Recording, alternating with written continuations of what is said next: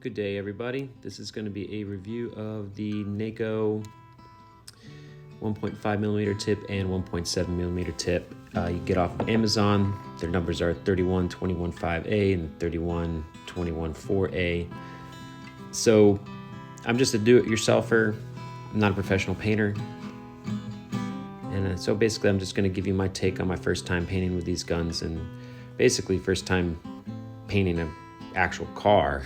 So we'll see how this goes. One of my things, I have used these guns before. One of my things that I've noticed is when cleaning them, these lenses here, they're plastic and they get fogged up pretty bad. And every once in a while you have to use 1,000 grit and 2,000 grit and then polish it out so it'll be clear. But here's a view of the trunk lid that I'll be painting. You can see there's some rust spots I'm going to have to be taking care of. The clear is gone and the paint is faded. I'll be first using that 1.5 to put down the epoxy. So you can see I've already sanded everything down and finishing up laying this epoxy primer. I just want to give a couple little things that you'll read about. Yes, that tip when you go clean the gun is very hard to take off the very first time. I recommend getting a 10 millimeter box wrench to be able to take that off, maybe even double wrenching it. But after that, it's easy to take off. I didn't have any problems. And that goes with the 1.7 millimeter tip Neiko spray gun as well. So as you can see, this epoxy's laid down. It looks really good. I did do 2 coats of the epoxy. I just didn't record both sessions. That would be pretty redundant. Looks good. And of course I had to clean up the little divots from the rust, and I put some primer surfacer on with the 1.7, blocked it down, and now I'm putting on the sealer. And as you can see, I really like this 1.7 for the surfacer and the sealer. The primer sealer is laying down very nice fan pattern, perfect amount of volume. I think the gun did really well. One of the things I will say is the gun, these guns are a bit heavy. I guess I don't really have much to compare it to. I did get myself one of those Concours 2 and it does seem a little lighter, but maybe it's just me reaching out over the end of this trunk lid, but my arms started getting tired at certain points. I think you'll end up seeing it here that I have to readjust myself at some point. Another thing is the gauge on the regulator. I tried to switch it out to the other side, but the little Allen plug would not come out. It was just overly tight, too tight. I ended up stripping it, and I had to keep the gauge on the one side, which kind of inhibited me from using my right arm, my full motion. So that was like one little area where I was, basically cheap over tightens or whatever for the regulator. It might not bother you, but it bothers me. I had to turn it around. Now I can't really always monitor my gauge as I'm going through, making sure that I have steady pressure, and I have to always be looking at my fan pattern. I'm learning, so yeah, I'm sure you will be too. If you're watching this, you probably wanted to do something pretty cheap as well, just like me. But yeah, so I'm putting on my second coated sealer. While the second coat's getting laid down, I might as well mention about that cup. For everything that I have been doing, the cup has been a good size. I've actually only been filling it about halfway. And I've been completing each of my sessions and then just making more and putting more in there as I go. Trying not to waste any primer. So yeah, one of the things I do want to say is that top, it's a little hard to put on sometimes. Maybe I'm not cleaning it right, or it's just getting harder over time.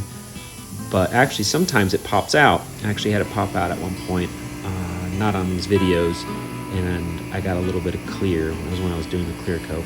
I got a little bit of clear where I shouldn't have, but it's okay. These are literally $40 spray guns, so everything so far for $40, it's worth it that I've seen it up until this point.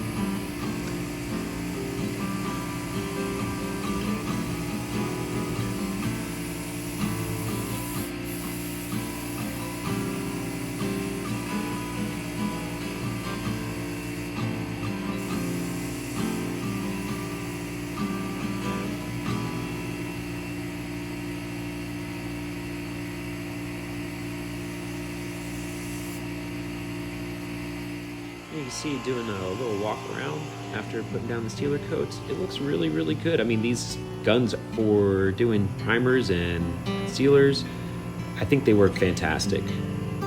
Just from a novice viewpoint, I mean, it looks great. I mean, I actually had people come up to me and said it looks good. So I'm throwing down the base coat right now. Actually, I've already laid down a couple layers. I had a little mess up. During surface preparation, I used a wax rag when I was unwaxing it, you know, put my wax grease remover, and I laid out my first coat and it was terrible, and I had to do some sanding and some correction, and I have a weather window, so I had to move pretty quick. So the paint's not going to come out the best, and it's not the gun's fault, it's my fault. It was me not paying attention. You know, you live, you learn, basically. But I mean, other than that, this gun is laying down this base coat fantastic. This 1.5, Neiko 1.5. I have no problems with it. I'm just really sad that it's gonna have, I have a couple scratch areas that I didn't, when I resanded back down with 400 or 500 grit, I didn't get all the 200 grit sand scratches out. But it's okay. I mean, what it was before, what it is now, what it's going to be turning out to be, I'm pretty sure it's going to be better. But yeah, I really do like this 1.5 for laying down base coats. So not only is it good for doing the epoxy primers, it actually is doing this base coat very nicely.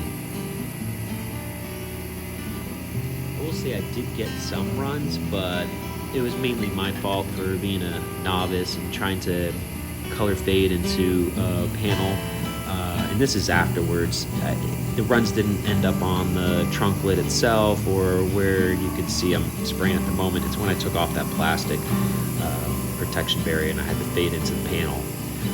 And then when I faded into the panel, I built up a little bit too much in an area, had a little too much reducer, and it just had a little bit of a run in a couple areas.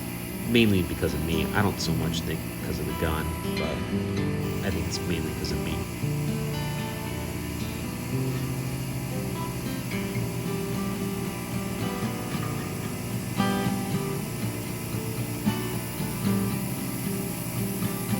And as you can see, this is what the base looks like, and I think it came out pretty decent even with my mistakes. All those dark spots that you see actually fade over the next 5 or 6 minutes, and it looks really great. And I'm very, very happy. So you'll notice that my compressor had been running a lot. I think one of the reasons why we look at these Neikos, or I did, was because of basically what that HVLP can do at what CFM. My compressor limitations are at 5 CFM, or I think a little over at 5 CFM at 40, and these guns perform at those limitations. And I think if you're looking at this video or review, this is probably one of the reasons why you're looking at it, because it fits your bill. So anyways, I'm throwing on the clear here. For the 1.5 mil, it was within the text. I had a little problems getting this to lay down right.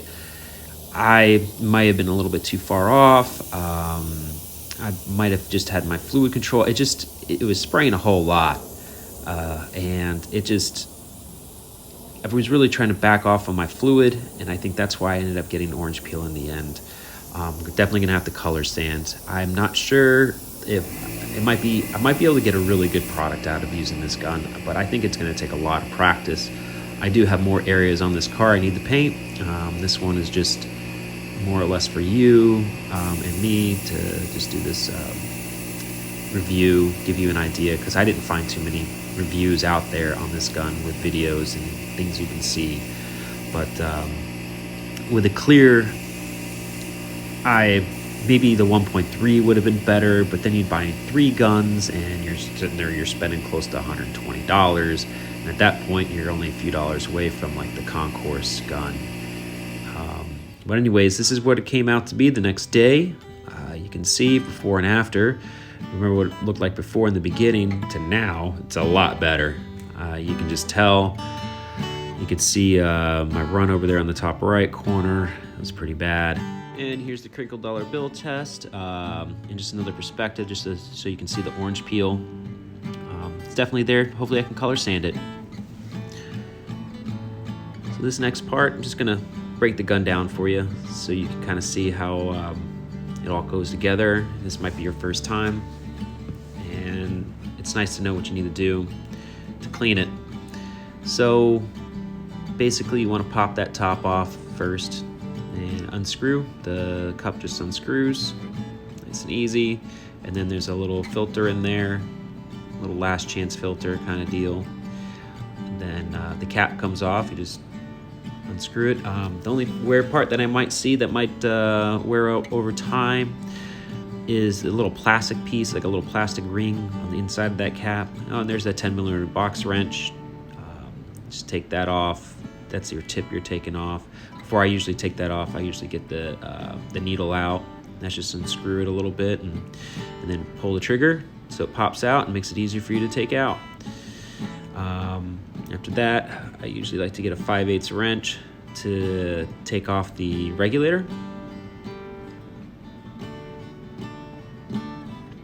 And then after that, I'll take the tip off and I'll clean everything up, and then I reverse it all and put it back together. And usually I shoot some paint thinner or lacquer thinner, and then after that some reducer through it, just in case I missed any areas. I know a lot of people are against the lacquer thinner through the gun, but I also put the reducer afterwards to clean that out. But I just like lacquer thinner. It seems to be the easier way to clean these guns. And then I just spray it into this box until it's all out. Nice and clean. I don't put too much in there, just enough. Well, I hope you enjoyed this, and I hope these also gave you some good insight into what these Neiko HVLP spray guns can do, and if this is up your alley or not. There's a good before and after. I got to go back out there and start putting the trim on, but there you are, the 1.5 and the 1.7 Neiko.